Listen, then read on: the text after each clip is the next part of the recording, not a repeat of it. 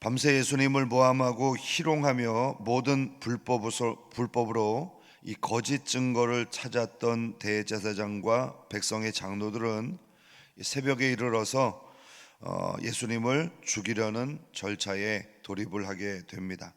오늘 본문은 1절과 2절을 보시죠. 새벽에 모든 제사장과 백성의 장로들이 예수를 죽이려고 함께 의논하고 결박하여 끌고 가서 총독 빌라도에게 넘겨주니라. 자, 오늘 이 본문에서는 두 가지 단어가 중요합니다. 그 첫 번째는 새벽이라는 단어입니다. 자, 여기서 이 새벽은 이른 아침을 의미하는데요, 이 가룟 유다가 예수님을 팔아넘기기 위해서 이 떡 조각을 받고 나간 때가 성경은 밤이다 이렇게 기록하고 있습니다. 자, 그러므로 가룟 유다의 인도를 받아 이 겟세마네 동산에서 예수님을 체포했던 때는 늦은 밤이었고요, 그리고 이 새벽이 되기 직전에 밤이었다는 것을 알 수 있죠. 그러므로 예수님을 신문하기 위해서 증인을 세우고 사형을 결정하기까지 걸린 시간은 넉넉하게 잡아도 6시간이 되지 않는 것입니다. 사람의 생명을 결정짓는 재판은 본래 오랜 시간 심의를 하고 여러 번의 공판을 걸쳐서 신중하게 판결하죠. 자, 그러나 이들은 밤중에 체포한 용의자를 새벽이 오기 전에 사형이라는 결론을 내린 것입니다. 더욱이 예수님에 대한 판결이 이례적이었던 것은 이 재판이 열린 시간 때문입니다. 당시 이 산헤드린 공회는 재판의 공정성을 기하기 위해서 언제나 낮에만 열렸습니다. 자, 그러나 대제사장들을 비롯한 종교 지도자들은 예수를 죽이고 말겠다는 욕망 때문에 이 불법적으로 밤에 회의를 열고 그들 스스로가 검사와 재판관이 되었던 것입니다. 자, 이것은 이 재판이 얼마나 졸속으로 진행되었는가를 보여주는 것이고요, 그들은 이미 분명한 의도를 가지고 재판을 열었다는 사실을 알 수 있습니다. 실제로 당시에 이 산헤드린 공회에서 재판이 열렸던 기록들을 보면요, 안식일과 절기는 재판을 하지 않았습니다. 자, 그런데 오늘 예수님의 재판이 유월절을 바로 앞둔 직전에 이루어졌기 때문에 이것이 관례에서 벗어난 거죠. 근본적으로 이 유대인들은 안식일 전에 또는 유월절 전에는 예수를 죽이지 말자 이렇게 결의를 했는데 지금 상황이 그렇게 할 수 없었던 것입니다. 또 재판 시에는 2명의 증인을 반드시 배석해야 하고 사형에 해당되는 죄는 그날 당일로 판결할 것이 아니라 다음 날 다시 한번 심의를 거친 뒤 판결하여서 억울한 사형수가 생기지 않도록 조심하였습니다. 그리고 사형이 확정된 죄수에게는 죄를 고백할 수 있는 회개의 기회가 제공되었습니다.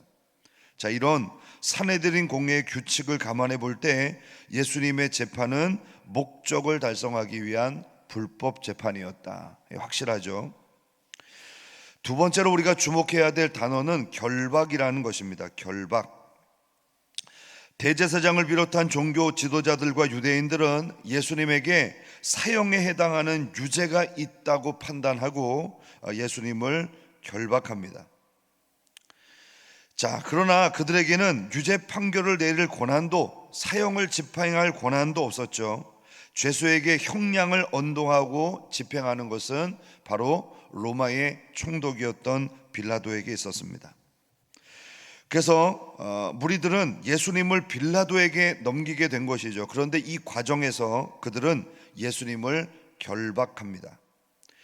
자, 이 단어가 유의미한 것은요, 당시의 결박은 두 손을 뒤로 모으고 포승줄을 묶는 것을 말하는데, 자, 이것은 보통 사형이나 아주 위험한 범죄를 저지른 사람들에게 행해졌던 일이었습니다. 그러므로 이것은 바로 예수님이 어떤 죄를 지었다는 것을 이미 무언으로 전하고 있는 것이죠. 자, 그러니까 이들은 절차상 예수님을 총독에게로 지금 이송하고 있지만 판결을 내릴 빌라도에게 예수가 얼마나 흉악한 범죄자인가를 나타내는 무언의 메시지를 전하고 있었던 것입니다. 사실 예수님은 결박당하실 아무런 이유가 없었죠. 세워진 증인은 거짓을 주장했고, 예수님은 자신을 변호할 기회나 또 자신을 변호해 줄 변호인, 또 진실한 증인의 지원을 받지 못했습니다. 그리고 충분한 심의를 거치지 않은 재판에서 사형이 확정되었기 때문이죠. 종교 지도자들은 자신의 멋대로 예수님을 죄인이라 규정하고 가장 흉악한 범죄자가 받아야 하는 결박을 지금 가하고 있는 것입니다. 자, 그러면 예수님께서 왜 억울한 재판을 받으시고 결박을 받게 된 것일까요? 자, 그것은 우리에게 있는 모든 결박을 푸시고 자유를 주시기 위함입니다. 예수님께서 우리를 대신해서 결박을 받으시고 죽으심으로 우리에게 있는 모든 결박을 풀어 주신 것입니다. 시편 116편에서 시인은 이렇게 고백합니다. 그의 경건한 자들의 죽음은 여호와께서 보시기에 귀중한 것이로다. 여호와여, 나는 진실로 주의 종이요 주의 여종의 아들 곧 주의 종이라. 주께서 나의 결박을 푸셨나이다. 여러분, 찬양 중에 예수 결박 푸셨도다, 모든 결박 푸셨도다, 나의 결박 푸셨도다, 나는 자유해.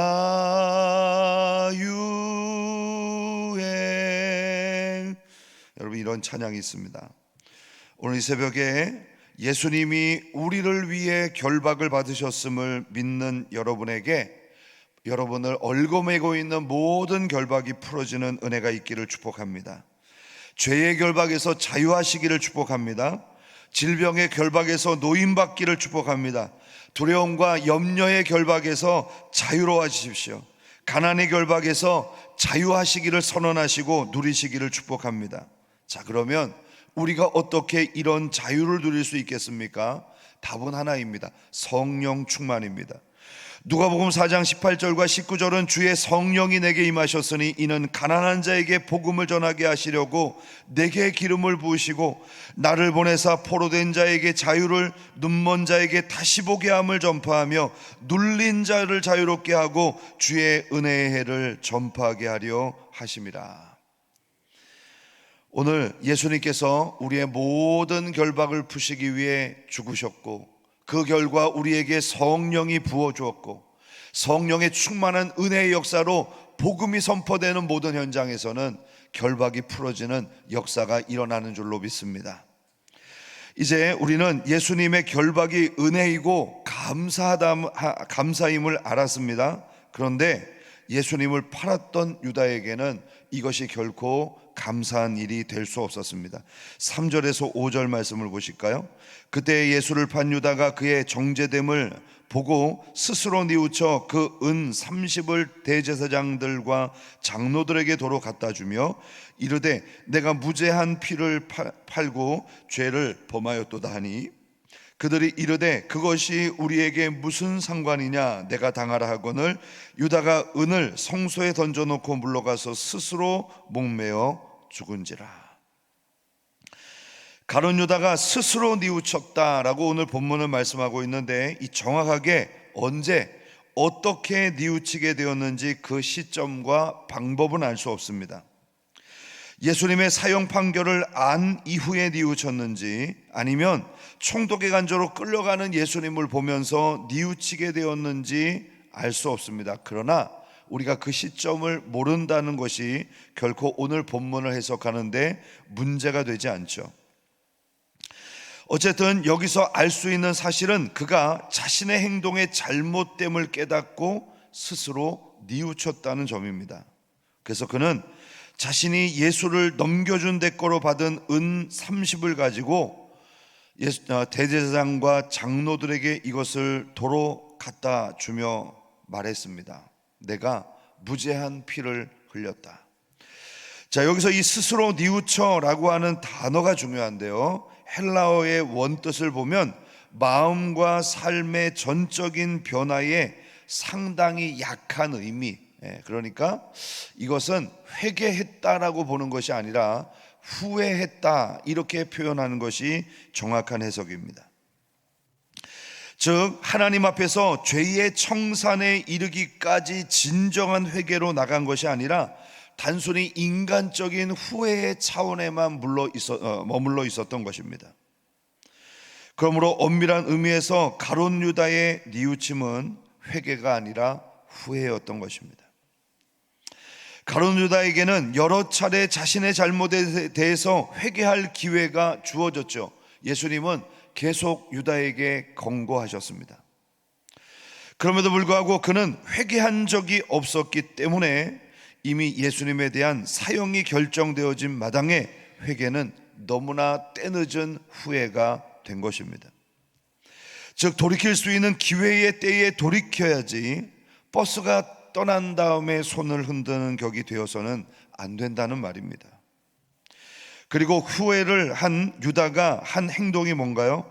예수님을 판대가로 받은 은 30을 대제사장과 장로들에게 던져주고 스스로 목매어 죽은 것입니다. 스스로 뉘우친 결과가 뭐죠? 스스로 죽음을 선택한 거예요. 전 오늘 함께 예배하는 여러분에게 때늦은 후회가 아닌 진정한 회개의 은혜가 있기를 축복합니다. 그러기 위해서는 번지수를 잘 찾아야 돼요. 회개라는 것은 하나님께로 돌아가는 것입니다. 신약의 탕자가 방탕한 자신의 생활을 청산하고 어디로 돌아갔죠? 아버지에게로 돌아갔잖아요. 그런 것처럼 진정한 회개는 바로 하나님께로 돌아가는 것이죠. 그런데 가룟 유다에게서는 그런 점을 발견할 수 없는 것입니다. 오히려 그가 찾아간 자들은 누구죠? 대제사장과 장로들. 자신의 행동이 잘못됐다고 뉘우쳤다면 하나님께로 돌아가야 기회가 생기지 않겠습니까? 함께 범죄를 공모했던 사람에게 찾아가서 무엇을 얻을 수 있고 어떤 것을 해결할 수 있단 말입니까? 종종 우리도 우리 자신의 신앙적 잘못에 대해서 후회할 때가 있습니다. 이래서는 안 되는데 내가 왜 이럴까? 이런 신앙생활 하다가 언젠가는 하나님께서 나를 치실 거야, 이런 두려움이 있을 때가 있잖아요. 그런데 그렇게 반성하고 후회할 때 어떻게 해야 됩니까? 하나님께로 가야죠. 여러분, 부족한 게 아니라 아예 우리에게는 그 어떤 해결책도 없는 것입니다. 하나님 앞에, 말씀 앞에 우리 자신을 비추어 잘못이 있다면 더 이상 기회를 놓치기 전에 빨리 회개의 자리, 하나님 앞으로 돌아가야 하는 것입니다. 한번 생각을 해보세요. 내가 교통신호를 어겼어요. 그러면 누구한테 들키기 제일 싫죠? 경찰한테. 내가 빚을 졌어요. 누구 만나기가 제일 싫습니까? 채무자 만나기가 제일 싫어요. 내가 죄를 지었습니다. 누구 만나기가 가장 싫고 두려울까요? 하나님 만나기가 두려운 거죠. 그렇지만 이 죄를 해결할 수 있는 유일한 길도 바로 하나님을 만나는 것입니다. 여러분, 이것을 가장 잘한 사람이 베드로입니다. 베드로는 괴로워도 했고 가룟 유다도 괴로워했는데요, 그러나 베드로는 닭이 울었을 때에 주님의 말씀이 생각나서 눈물로 회개합니다. 괴로움을 하나님 가까이 나아가는 기회로 삼았던 것이죠. 반면에 가룟 유다는 사람을 찾고 자신의 잘못을 해결하기 위해 예수 판돈을 돌려주었는데 그래도 이 죄의 문제가 해결되지 않으니까 스스로 죽음을 택한 것 아니겠습니까? 우리가 베드로와 가룟 유다처럼 살아가다 보면요, 다 실수하고 죄를 지을 수 있습니다. 그러나 어떠한 경우라 할지라도 그 죄로 인하여 하나님과 멀어지는 길을 선택하지 않기를 축복합니다. 죄는 스스로 해결하는 것이 아니라 하나님 앞에서 해결해야 합니다. 우리의 노력과 행위로 씻을 수 있는 것이 아니라 오직 예수 그리스도의 보혈로만 씻을 수 있다는 사실을 기억하십시오. 오늘도 하나님 앞에 나오신 모든 분들에게 이와 같은 회개의 은총이 하나님께로부터 부어지기를 주님의 이름으로 축복합니다. 아멘. 이 시간 우리 간절한 마음으로 함께 기도하기를 원합니다. 먼저 하나님, 이른 새벽에 우리를 이 귀한 자리에 이끌어 주신 하나님께 감사하시고, 오늘 이 새벽에도 기도할 때 우리 예수님께서 불법적으로 받으신 그 재판이 이른 새벽에 결론이 났던 것처럼, 하나님, 모든 불법에 행해지는 이 밤과 같은 영적 암흑의 시기에 하나님, 우리가 깨어 기도할 수 있도록 은혜를 베풀어 주옵소서.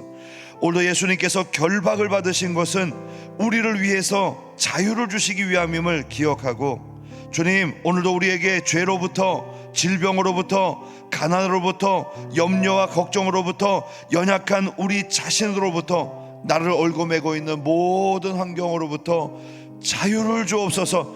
오늘 이 시간 믿음으로 자유를 선포하게 하시고, 예수 그리스도의 보혈로 우리 모두 자유를 누리는 하나님의 백성 되게 하옵소서. 주여, 크게 한번 부르고 기도하겠습니다. 주여.